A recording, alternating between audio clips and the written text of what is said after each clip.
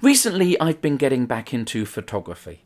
A very long time ago, I was temporarily a professional photographer, but then I got yanked back into the world of performing, and I'm very happy that I did. I love that doing stupid tricks and jokes on stage is my job. But, like I said, lately, I found myself really enjoying taking my camera with me when I go out and shooting some of the world that I see.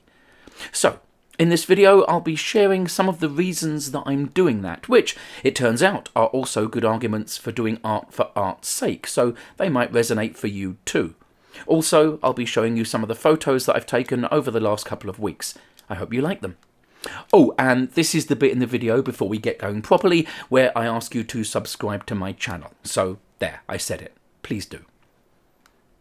I'm a very lucky boy. My professional life takes me to interesting places and lets me hang out with even more interesting people. Many of the circuits I work, though, are kind of niche, a little underground, not exactly super mainstream. I'm talking busking festivals, cabaret, burlesque clubs, and that's what makes them special. They're these beautiful communities that empower unique performers to do wonderful things. I think these places and these people are special, so I think they're worth documenting. And from a more personal perspective, I know there'll be a time when these shows won't exist anymore, or if they do, I might not be a part of them. So I want to try and capture how it felt to be in them, so I remember how precious they were. I'm a city boy. I was born in working class London, and although I wouldn't call myself patriotic generally, I do consider myself a Londoner. I love this city.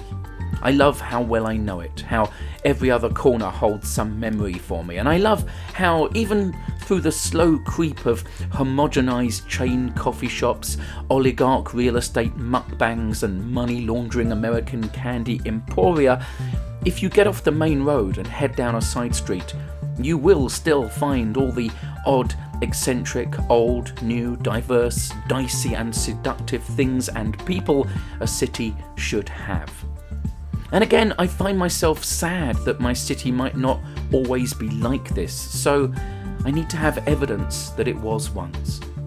Like Eudora Welty said, a good snapshot keeps a moment that's gone from running away.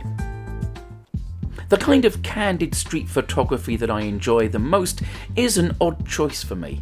It takes a level of balls to point your camera at strangers, especially if, like me, you stupidly use a lens with a very shallow depth of field and no autofocus.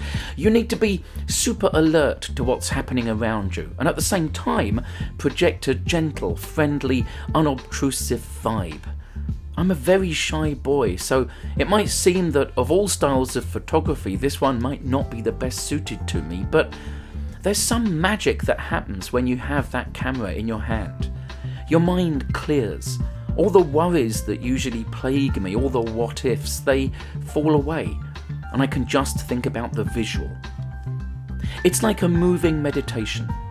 If I were one of those pretentious martial arts people, which I am, I'd say it was Zanshin, the Japanese term for the state of relaxed awareness. It's the same thing a musician might get while playing, or that you aim for mid-yoga. That the thing you are doing is all that matters, that it takes up all of your mind. Everything else is for later. I'm fragile. Sometimes being in a busy, noisy place can feel overwhelming. My brain winds itself into tight spirals when there are too many people around me.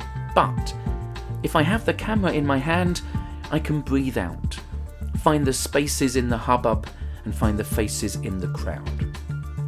Life is easier with a lens between me and it, more controllable. The lens, just like the stage I use in my job, gives me a reason to be there. And that reason is, I guess, the attempt to show you how I see things. What my city looks like to me, what my friends feel like to me, and to make sure that I don't forget. Thanks for watching. I hope you enjoyed this video. If you did, then this is the bit where I ask you a second time to click like, leave a comment, and subscribe to this channel. And if you like my photos, then be sure you also follow me on Instagram and Twitter, which is where I post them.